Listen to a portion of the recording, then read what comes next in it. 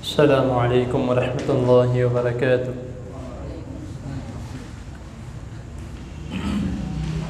الحمد للہ وکفى وسلام علی عباده الذین اصطفى۔ اللہم صل وسلم علی نبینا محمد صلی اللہ علیہ وسلم، اما بعد، اعوذ باللہ السمیع العلیم من الشیطان الرجیم، من ہمزہ ونفسه ونفخ،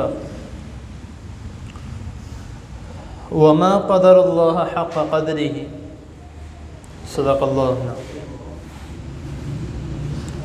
حضرات محترم،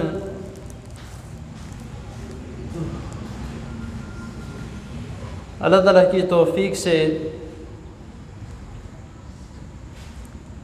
چند باتیں اور ایسی باتیں جو کہ ہمارے لیے سوچنا، کرنا اور اس کے مطابق چلنا بہت مشکل ہو چکا ہے، اور یہاں تک کہ ہم نے اس پر عمل کرنا بھی چھوڑ دیا۔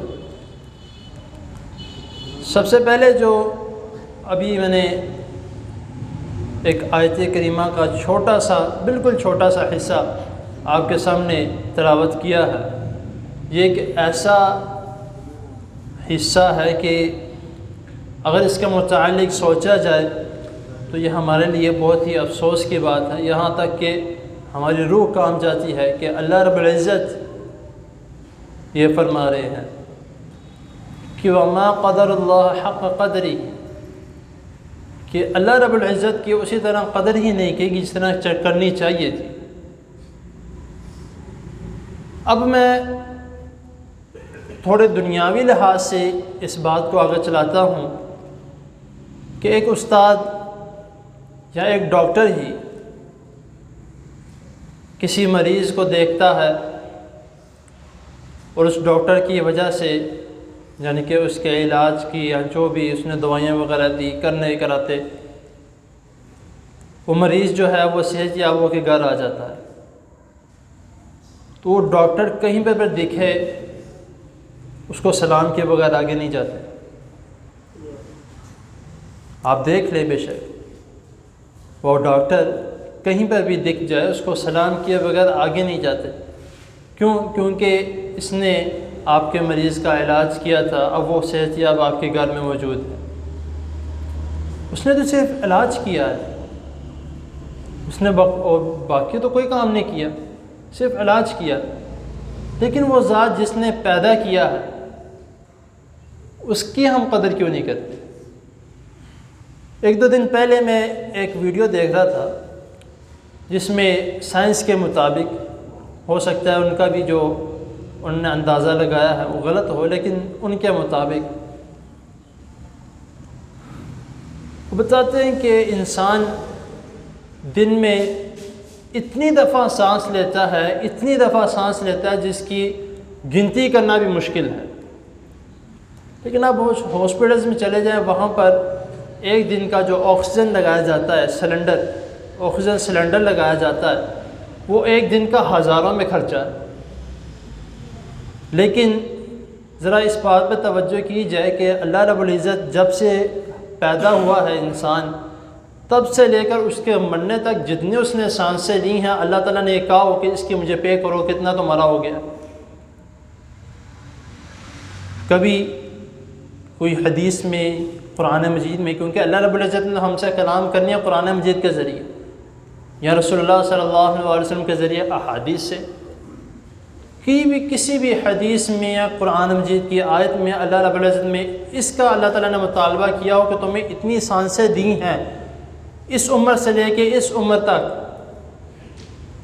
ایک سال کا چلے میں ایک بتا دیتا ہوں کہ جب بچہ پیدا ہوتا تب سے لے کر 60 سال تک، 70 سال تک، 80 سال تک، بیچ میں کتنے دن بنتے ہیں اور کتنے دن میں ہم نے کتنی دفعہ سانس لی ہوگی۔ اللہ تعالیٰ نے ایک مرتبہ بھی کسی آیت میں مطالبہ کیا ہو کہ میں نے تمہیں اتنی سانسیں دی ہیں، اس کا مجھے حساب دو؟ نہیں۔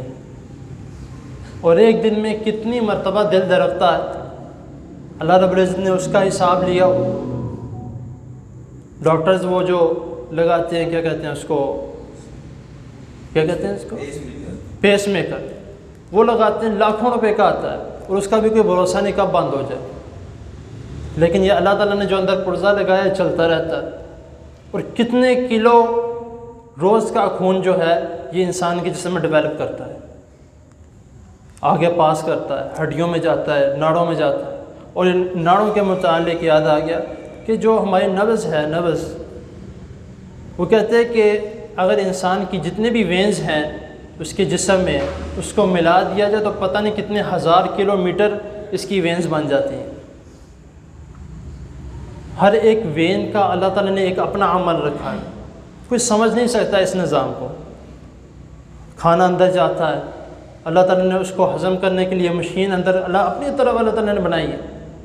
کوئی سمجھ سکتا ہے؟ کوئی نہیں سمجھ سکتا. اتنا کچھ اللہ رب العزت نے دیا، لیکن ہم پھر بھی صرف اللہ تعالیٰ نے کیا کہا ہے کہ عبادت کرو، وہ بھی کس لیے؟ اپنے لیے. اللہ تعالیٰ کے لیے نہیں، اپنے لیے عبادت کرو.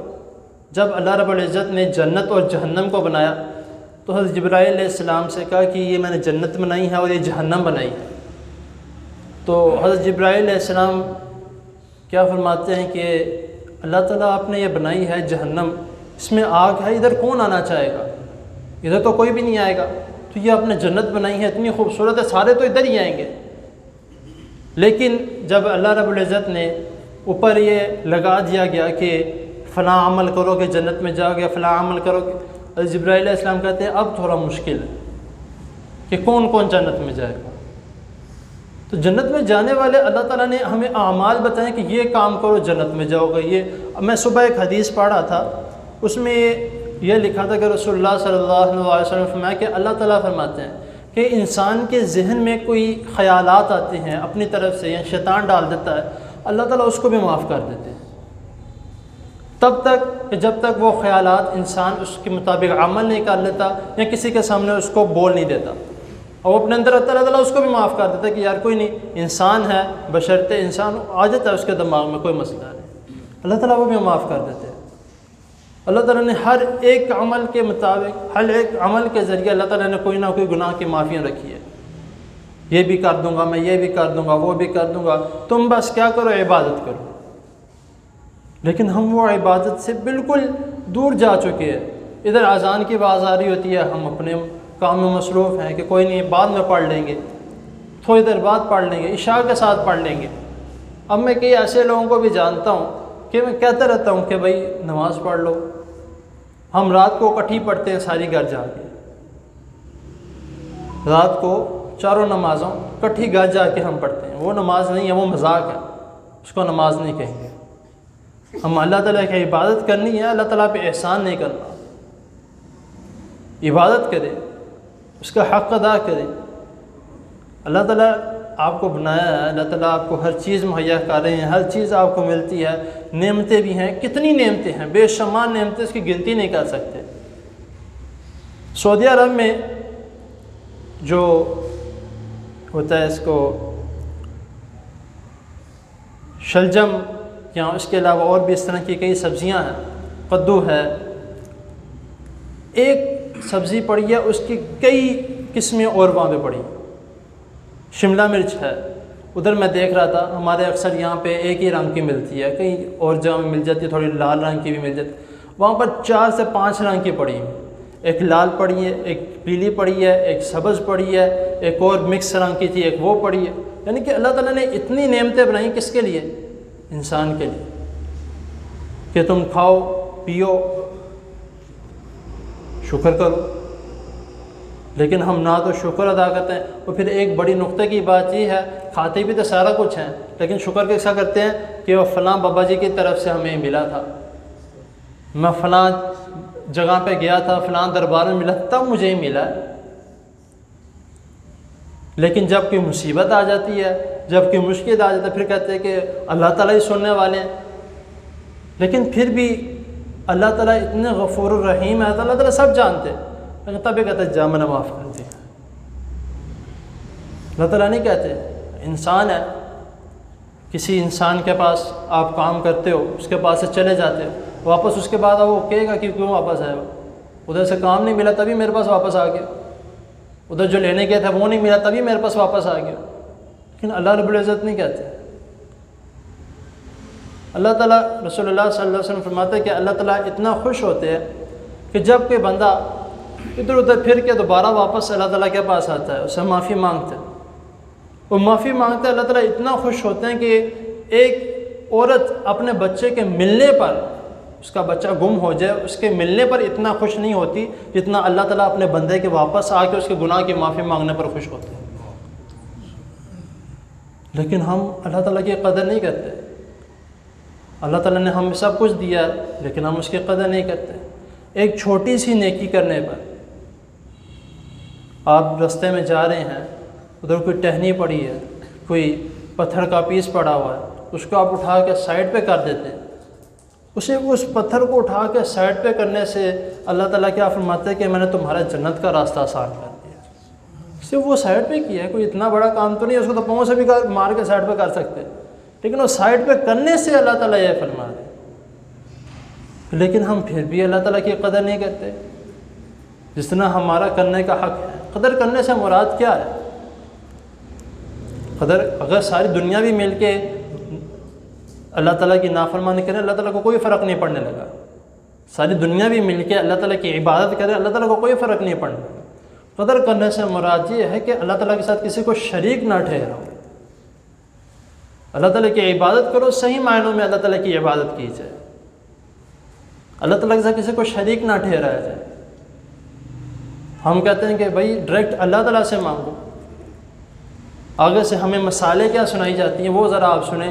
ابھی چند دن پہلے کی بات ہے، میں نے ایک بھائی سے کہا تھا کہ کوئی آپس میں بات چھڑ گئی، میں نے کہا ڈائریکٹ اللہ تعالیٰ سے مانگنا چاہیے، جب اللہ تعالیٰ نے سارے راستے کھولے جو ہیں نہ، اللہ تعالیٰ نے کوئی اپنا رکھا ہوا ہے کہ میرے پہلے پی این سے ملو، اسے ٹائم لو، ٹائم لے کے پھر انتظار کرو، انتظار لے کے جب تمہارا نمبر آئے گا تب مجھ سے آ کے مانگو۔ اللہ تعالیٰ نے ڈائریکٹ رابطہ رکھا ہے، لیکن وہ کیا کہتا ہے آگے سے؟ کہتا ہے کہ جب ہم نے کسی بڑے بندے سے ملنے جانا ہو تو اس کے لیے ہمیں تھوڑا وقت لینا پڑتا ہے، ہمیں گزارش کرنی پڑتی ہے، تو اسی لیے ہم فلاں دربار پہ جاتے ہیں، فلاں بابا جی سے کہتے ہیں کہ ہماری دعا، ہمارے لیے دعا کرو، یا ہم ان سے دعائیں کرواتے ہیں، تو وہ آگے اللہ تعالیٰ کو پہنچاتے ہیں۔ نعوذ باللہ۔ بھئی اللہ تعالیٰ نے ہمیں سکھایا ہے، ہمیں سبق دیا ہے کہ مجھ سے ڈائریکٹ رابطہ کس طرح کرنا ہے، نماز کے ذریعے سے کرو۔ میرے سے ڈائریکٹ رابطے میں آنا چاہتے ہو، نماز کے ذریعے سے آؤ، قرآن مجید کے ذریعے سے آؤ، ڈائریکٹ رابطہ کروں گا۔ یہاں تک کہ احادیث میں آپ نے اکثر پہلے بھی میرے سے کئی مرتبہ سنا ہوگا، حدیث میں آتا ہے کہ جب ایک انسان سجدے میں جاتا ہے، جب وہ نماز کی حالت میں ہوتا ہے، تو وہ اس طرح ہوتا ہے جس طرح اللہ تعالیٰ سے سرگوشی کر رہا ہے۔ سرگوشی سے مراد کیا ہوتا ہے آپ سب جانتے ہیں کہ کسی کے ساتھ بیٹھ کے اس کے کان میں باتیں کرنا۔ اب وہ کان میں باتیں کرنا کتنا کو فرق ہے؟ میرے خیال سے شاید اتنا کو بھی فاصلہ نہیں ہوگا کان میں بات کرنے سے۔ تو سرگوشی کر رہا ہے کہ اللہ تعالیٰ سے وہ ہم کلام ہے، کسی کو نہیں پتا وہ کیا بات کر رہا۔ اگر آپ کسی سے اس کے کان میں بات کرتے ہو کہ دوسرے کو نہیں پتا، تیسرے کو نہیں پتا آپ اس سے کیا بات کر رہے ہو، تو یہی مطلب ہے کہ جب آپ نماز میں آئیں تو اللہ تعالیٰ سے اس طرح بات کر رہے ہیں کہ جس طرح اللہ تعالیٰ آپ کے ساتھ ہے، اور آپ صرف اللہ تعالیٰ کو بتا رہے ہیں کہ اللہ میرا یہ بھی مسئلہ ہے، میرا یہ بھی مسئلہ ہے، اس کو بھی حل کر دے، اس کو بھی حل کر دے۔ توبہ استغفار کرنی ہے 2 نفل پڑھو، توبہ استغفار کر لو۔ کوئی کچھ مانگنا ہے اللہ تعالیٰ سے، وضو کرو، 2 نفل کرو، اللہ تعالیٰ کے سامنے ہاتھ اٹھاؤ، اللہ تعالیٰ وہ بھی دے دیں گے۔ جو لینا چاہتے ہیں، جو مانگنا چاہتے ہیں، اسی طرح سے اللہ تعالیٰ کا حق ادا کرنے کا کہا گیا۔ اسی طرح کہ اللہ تعالیٰ کا حق جس طرح اللہ تعالیٰ نے حکم دیا اس کے مطابق ادا کرو۔ آپ کو دیا اللہ تعالیٰ نے ہے، زندگی آپ کو اللہ تعالیٰ نے دی ہے، چلنے کی طاقت آپ کو اللہ تعالیٰ نے دی ہے، پھرنے کی طاقت آپ کو، اٹھانے کی طاقت آپ کو اللہ تعالیٰ نے، دیکھنے کی طاقت آپ کو اللہ تعالیٰ نے دی ہے، سونگنے کی، چکھنے کی، ہر چیز کی طاقت اللہ تعالیٰ نے آپ کو دی ہے۔ کس نے دی ہے؟ اللہ تعالیٰ نے دی ہے۔ تو پھر کسی اور کے پاس کیوں جانا؟ جس نے دیا اس سے کو در کے ٹھوکریں کیوں کھانی ہے؟ اللہ تعالیٰ سے آ کے ڈٹ کہا جائے، اللہ تعالیٰ سے مانگا جائے۔ تو اس طریقے سے اللہ تعالیٰ کا حق ادا کرنے کا کہا گیا کہ اللہ تعالیٰ کی قدر کی جائے اس طریقے سے۔ تو جب ہم اس طریقے سے کریں گے تو انشاءاللہ تعالیٰ ہمیں کسی اور جگہ پہ جانے کی ضرورت نہیں پڑے گی، اللہ تعالیٰ ہمیں جانے ہی نہیں دیں گے۔ تو ہمیں کوشش خود کرنی ہے کہ ہم نے کس طرح سے اللہ رب العزت کا حق ادا کرنا ہے، ہم نے کس طرح سے اللہ رب العزت کا شکر ادا کرنا ہے کہ اللہ آپ نے ہمیں اتنا کچھ دیا، کھانے کے لیے دیا، ہمیں جسم دیا، ہمیں چلنے کی طاقت دی، ہمیں پکڑنے کی طاقت دی، ہمیں چکھنے کی طاقت دی، سونگنے کی طاقت دی۔ اللہ تعالیٰ ان کے متعلق بھی فرماتے ہیں کہ جن کو سب کچھ دیا لیکن وہ نہ دیکھتے ہیں، نہ سنتے ہیں، نہ ان کو سمجھ لگتی ہے۔ الہم ارجل یمشون بہا ام لہم اید یبطشون بہا ام لہم آذان یفقہون بہا، کہ اللہ تعالیٰ نے سب دیا لیکن وہ کچھ بھی نہیں کرتے۔ کیوں؟ کیونکہ وہ ہی ایسے گئے ہیں، اولئک کالانعام بل ہم اضل، کہ ایک جانور بھی اس کو بھی پتہ ہے کہ مجھے اللہ تعالیٰ نے پیدا کیا۔ وہ بھی آپ صبح دیکھتے ہوں گے جو پرندوں کو صبح آوازیں آتی ہیں ان کے چہچہانے کی، وہ کیا کرتی ہیں؟ وہ اللہ تعالیٰ کا ذکر کر کے گھر سے نکلتی ہیں، جب رات کو واپس آتی ہیں اللہ تعالیٰ کا شکر کر کے رات کو سو جاتی ہیں۔ لیکن اللہ تعالیٰ کیا فرمایا؟ اولئک کالانعام بل ہم اضل، کہ جانوروں سے بھی گئے گزرے ہیں، کہ جانوروں کو تو پتہ ہوتا ہے کہ میرا رب ہے، میں نے اس سے مانگنا ہے، لیکن یہ ان سے بھی گئے گزرے ہیں، اتنا بھی کیا گزرا گیا۔ اس لیے اور اس کے علاوہ اللہ رب العزت ایک اور مقام پہ فرماتے ہیں کہ ان شر الدواب عند اللہ 12 شہرا فی کتاب، کہ وہ لوگ ہیں جو کہ بالکل سمجھتے نہیں ہیں کسی بھی بات کو، ایسے جاندار لوگ ہیں۔ تو ہمیں اس کے بارے میں ذرا تھوڑا سوچنا چاہیے، اور اس کا عملی نمونہ ہمارے سامنے یہ ہے کہ ہمارے اعمال جس طرح کے ہیں اس طرح کا اللہ تعالیٰ ہمیں دکھا رہے ہیں۔ ہم اعمال ہمیں درست نہیں ہیں، ہمارے جو کرنے والے کام ہیں وہ درست نہیں ہیں، تو پھر ظاہر سی بات ہے مصیبتیں بھی آئیں گی، پریشانیاں بھی، آزمائش بھی۔ تو پھر صرف ایک کی وجہ سے نہیں ہوتا۔ اگر کوئی برا کام کر رہا ہے اور دیکھنے والا خاموش ہے تو پھر اس کے متعلق اللہ تعالیٰ نے فرمایا کہ وَاتَّقُوا لَا تُصِيبَنَّ الَّذِينَ ظَلَمُوا مِنكُمْ خَاصَّةً، کہ ڈرو اس دن سے، اس وقت سے کہ جب صرف اور صرف اس شخص کے اوپر عذاب نہیں آئے گا جو برے اعمال کرتا ہے۔ پھر اگر عذاب کے اس میں لپٹے جائیں گے تو سارے لپٹے جائیں گے، سب کے اوپر ایک ساتھ ہی آئے گا۔ تو اس کا ہمیں خیال کرنا ہے، کس طرح عبادات کے ذریعے، شکر کے ذریعے، صبر کے ذریعے، اور نماز کے ذریعے اور قرآن کے ذریعے۔ تو انشاءاللہ تعالی اللہ تعالیٰ کے ہاں مجھے مکمل یقین ہے کہ جب ہم یہ اعمال کریں گے تو اللہ تعالیٰ ہمیں ہمارے اوپر اپنی رحمت بھی برسائیں گے، اپنا کرم بھی کریں گے، اور جتنی ہم مصیبتوں میں گرے ہوئے ہیں اللہ تعالیٰ ہمیں ان سے بھی نکالیں گے۔ تو صرف اور صرف اللہ تعالیٰ کا حق ادا کرنا ہے، اللہ تعالیٰ کی قدر کرنی ہے، اور جو اللہ تعالیٰ نے ہمیں دیا ہے جتنا بھی دیا ہے اس پہ شکر ادا کرنا ہے۔ اللہ تعالیٰ کے حضور دعا ہے اللہ تعالیٰ ہمیں جو سنا اس پر عمل کرنے کی توفیق عطا فرمائے، اور ہمیں صحیح معنوں میں اللہ تعالیٰ عبادات کرنے کی، ذکر و اذکار کرنے کی، دکھاوے کے لیے نہیں، صرف اللہ تعالیٰ اپنی رضا کے لیے ہمیں تمام نیک اعمال کرنے کی توفیق عطا فرمائے۔ بیماروں کے لیے دعا کریں اور فلسطینوں کے لیے دعا کریں۔ اللہ تعالیٰ جتنے بھی مسلمان مظلوم ہیں جس جگہ پہ بھی ہیں اللہ تعالیٰ ان کو ظالم کے شکنجے سے بچائے، اور ان کو اپنی جگہ اور عبادات کرنے کی توفیق عطا فرمائے، اور ایسی جگہ اللہ تعالیٰ ان کو دے جہاں پہ اپنی عبادات کر سکے۔ الحمدللہ رب العالمین والعاقبۃ للمتقین۔ اللهم صل على محمد وعلى آل محمد كما صليت على إبراهيم وعلى آل إبراهيم إنك حميد مجيد. اللهم بارك على محمد وعلى آل محمد كما باركت على إبراهيم وعلى آل إبراهيم إنك حميد مجيد. ربنا آتنا في الدنيا حسنة وفي الآخرة حسنة وقنا عذاب النار.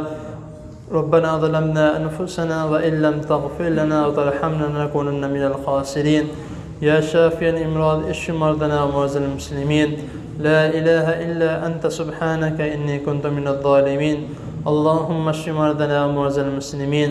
اللهم اشف مرضنا ومرضى المسلمين. اللهم اشف مرضنا ومرضى المسلمين. اذهب البأس رب الناس واشف أنت الشافي لا شفاء إلا شفاؤك شفاء لا يغادر سقما. اللهم انصر الإسلام والمسلمين.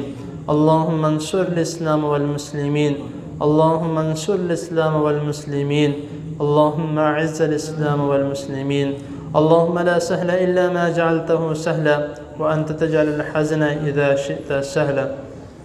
رب ارحمهما كما ربياني صغيرا. رب ارحمهما كما ربياني صغيرا.